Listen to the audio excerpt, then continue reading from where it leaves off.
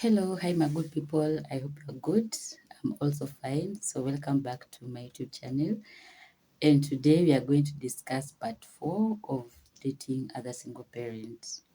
So, if you have not watched part 1, part 2, and part 3, kindly do so that you can connect and we can flow together. In the previous episode, we discussed about what to do after you have come from a relationship, how long to take, and how to find yourself or to make sure that you are now ready for another relationship. We discussed about what some of the things that we should discuss when you're meeting this guy or this lady in your first and your second date. Yeah, we discussed about if what are the things that you should tell this person when it comes to your kids so that they'll be aware of where you are. If you're co-parenting, let the person know that you guys are co-parenting. If the father or the mother died, let it be a genuine death. Usiue mtu, and because you want to be loved, because you want to belong, so don't kill someone and say that the father died or the mother died. But these people are there, and then one day you wake up and you start talking with the dead that you killed. So make sure that whatever you are saying concerning your kids, things that are genuine, be as honest as possible with this new babe about the children, so that you don't enter into a marriage and then you start calling your ex and you told them your ex is not in the picture, or you told them that my ex died, or we're not talking to each other, and then now you start saying that their kids, sizi kataza mtoto kuona baba yake, kuona mama yake, and you didn't discuss this from the word go. And we also said that there are people who they are not comfortable to have a partner who is co-parenting with their ex. The people feel like mimi hapo sitawezana. The people who are comfortable having someone, a single mom or a single dad, who they don't have any communication with the father or the mother of their kids. And of course, I say that don't deny your kids the right to know their father or their mother, because you might be a bad wife but not a bad mom. You are a bad father but not, you are a bad husband, sorry, but not a bad father.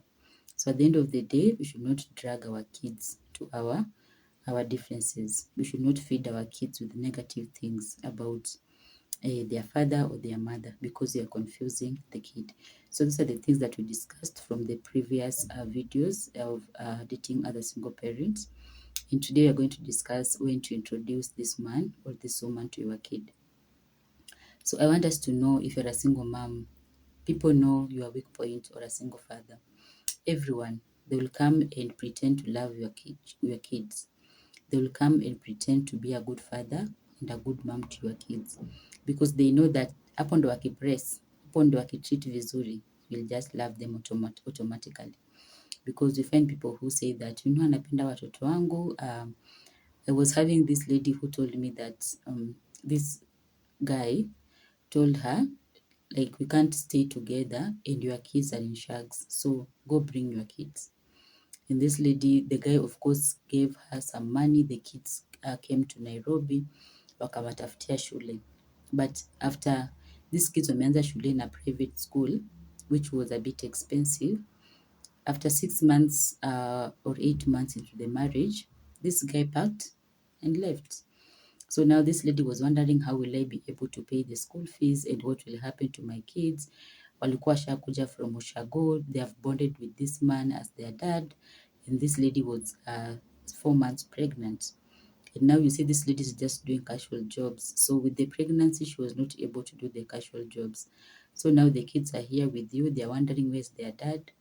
They see you as maybe a failed mom, because they're wondering, baba yetu alituacha, now also this one is leaving us. Are we the problem? And kids go through a lot of mental issues, and they have a lot of depression as kids. Sometimes it's because they cannot question you, they cannot ask you, they cannot challenge you, but they feel like things are not right and they want things to flow in a certain way. So now this lady was just stranded and she didn't know what to do, because when a man wants to have you as a lady and you're a single parent, they'll come through your kids. If a woman wants to have you as a single dad, they will come through your child, because they know after they've bonded with the child, it will be so hard for you to dismiss them. It will be so hard for you to call off the relationship. So now, when to introduce this man or this woman to your kids, one thing I will say is that live a private life when it comes to your kids. Don't be that woman who bring men to your house. So meet with this person outside there. If maybe you don't believe in being holy, or you don't believe in sex after marriage and you want to have sex, go have sex with them outside there. Go do your things outside there. Don't bring this man or this woman to your kids immediately. Make sure that you have known this person where they are coming from, because even this lady was telling me hata sijui kwao, hata sijui mtu yoyote wa kwao. And now you see, if you don't know anyone wa kwao, how will you even know? Because these people, let me tell you guys, a friend of mine met a guy in Nairobi. So when they met in Nairobi, this lady did not know much about this guy, and they went home in shags. And when they went home in shags, the people in shags, when she went in a shop to buy something, this mama asked her, "Hey, you look like you are new here." And she was like, "Yes." And this mama asked her, "Umekuja kwa nani?" And she was like, "Nimekuja kwa so and so." I mean, let her home introduction. And this mama told this lady some things that saved her life. Imagine this guy ndo alikuwa amezika bibi 2 weeks ago. And this mama was like, "Mbona hiyo kaburi iko hapo? Hiyo ni kaburi ya bibi yake." And what happened? This guy aliua bibi yake. So this lady, actually, we talked a lot. Alitafuta njia ya kutoka kwa hiyo boma, akahepa na akarudi Nairobi without the man knowing. So going to this person's place will help you to know some things, will help you to know the kind of a person you are dealing with. So now what happened, alihepa, and then she came back to Nairobi. And this guy was asking her, "Kwani nini ilifanyika? Kwani uko wapi?" But now you see, me am a Luo. And there are those mila that people say that when somebody bibi amekufa, sijui kuna mila. So it's like this guy alikuwa anataka kumaliza mila na msichana. What I know. So now imagine if this lady angepelekwa introduction home. And this lady said, "If you want us to do anything, because we've known each other, nipeleke kwenu." And the guy, I'm telling you, hakuwa na chills. The audacity to take someone's daughter to your place, and you just killed your wife who is 2 months old kwa grave, na haushtuki. So visiting someone's place itakuchanua. Mi naambianga mse, by the way, you know, us as ladies, let me talk about ladies. I don't know more about guys, but what I know is guys, they cover each other a lot. Like a man will die with a fellow man. Hata kama anajua bibi yako, atasema huyo ana bibi. But us as women, when I'm dating someone and then my girlfriend be like, Oyamo, na unajua mtu vizuri kweli, na umemjua for how long? Some of us will be like, this is a Jezebel. Huyu sasa ni enemy of progress. Huyu anitakii mazuri. But sometimes there's truth even in that kalai. If you dig deeper, there is truth in that kalai. If someone is telling you something about the person you are dating, it is because you cannot see. But them, they can see what they're telling you. Not everyone is a bad friend. Not everyone is there to ruin your relationship. Not everyone is there ati akutakie mazuri. The people who God can send to you to save your life. Like this friend of mine, ni huyo mtu wa shop alimsaidia. And when she went to that village, walimkaribisha. The mother-in-law is there, "Hey, welcome my daughter." And to make it worse, this same lady, the brother to this guy, he's a drunkard, anatumia drugs. Here the same thing happened. He killed his wife. Through a fight too, they fight, and then mtu anachukua panga anakukata, or unaanguka kwa kitu, nagonga kichwa, and you are normal. So me, I believe, as a believer, there's spirit in that family, the spirit of killing people. So now, if you don't talk to people, if someone is telling you, "I know this person," and you are like, "Oh, nitaki mazuri," it's because you have been single. It's because you feel like mimi nitakuacha kwa soko. Some of them, they are really there to save you. And me, I always say, if you are dating someone, have a confident friend, a genuine person, somebody who you have worked with for some times, somebody who you know deep down, enye magi unitakia tu mazuri. You take time to build that trust with someone, but once you have built the trust and you know that this person, they'll always celebrate me, they'll always come and tell me when I'm wrong. They'll be like, you know what, this one you did, it was not okay. These people, this person is genuine with me. This person wants the best out of me. This person can face me and correct me. This person can hug me and tell me, well done. So having that kind of a friend will even help you. Because even for me, I always tell people, if you're going for a date, it is good to go with your friend. But anyway, nowadays people are different. But that's why I'm saying, if you have built that trust, because we have seen cases whereby you go to a date with your girlfriend and then the next day that they once dating your fiancé. Amebadilisha katiba and now she has shared your story with this potential man, how you have done 3 abortions and how you are married and you used to do blah blah, how you have slept with people's husbands. So wanakuchomea CV because they want the man. That is why I'm saying that, or because they want the woman. Pia kuna some guys like watakuchomea tu, watakwambia bad things because they want that woman. They will tell you, oh, but for guys it's rare. It's really rare. Siwatetei, but it's rare for guys. So you find that if you have that confident friend, they'll see something that you can't see. But what you always do, me, I don't care. Life is personal. Kila mtu ako na maisha yake hapa. Kila mtu afanye venye anafikiria. And the way you are talking, this person is really saving you. So make sure that you have a confident friend, somebody who they can see what you cannot see. You know, they say love is blind, but marriage is the eye opener. Why? Because when you're dating someone, you are so blind with the lovey-dovey.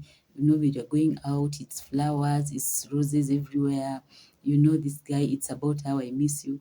And hizo time unanunua Airtel to bonga or something.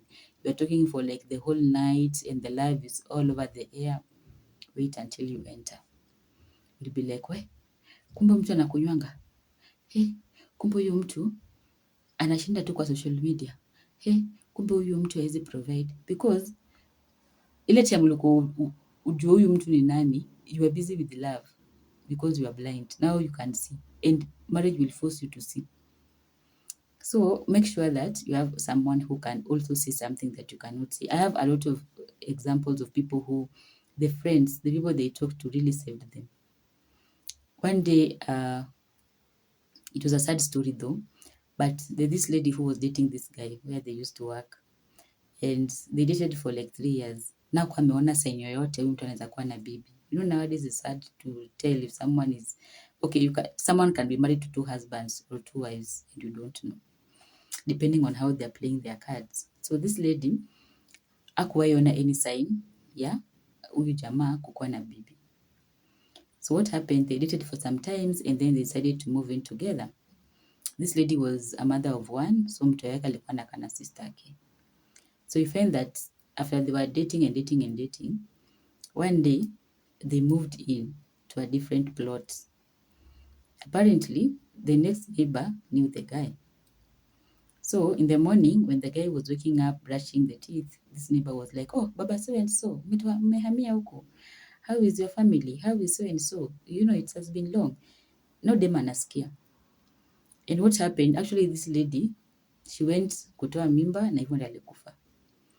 So it was that bad, you know, because hujajua mtu, hujaenda kwao, hakuna mtu unajua apart from the friend, and this friend is also a colleague. And as I've said, men will cover them. Men know how to cover their friends, their fellow men. Aki wanaume simko tunamosheni kidogo for lack of a better word, like simtupea wasichana hint kidogo, like, you know, huu beshte yangu hata kama unamwona hivi, at least ka hint. Men these guys kai, yani atanyamaza hata anajua tu hii ni moto unaingia, but because this guy is my buddy, because this guy is my friend, they will not betray their friends, they will not. So we are going to discuss in part 5 because I don't want this video to be long. We are going to discuss about now when to introduce these kids to this man. You have dated with this person, umejuana. Now you have done your due diligence. You've made sure that this is the man that you want to stay with. Don't introduce your kids to someone who you are not sure if you'll end up together. Aki will end up introducing 10 men, because by the time you are sure with this person, your kids will be seeing you as a prostitute. Your kids will be seeing you like a humanizer. Your kids will be like, kumbe ndio mama alikuwa mbaya. Kama hawa ni wanaume wote ameleta, tumekaa na yeye na ameleta wanaume 15. Kama dadi ameleta auntie, your kids are even confused because they have called uncle and auntie until they are tired. Until even when you bring someone, they're like, we ataenda tu. So anyway, see you in part 5. Bye bye.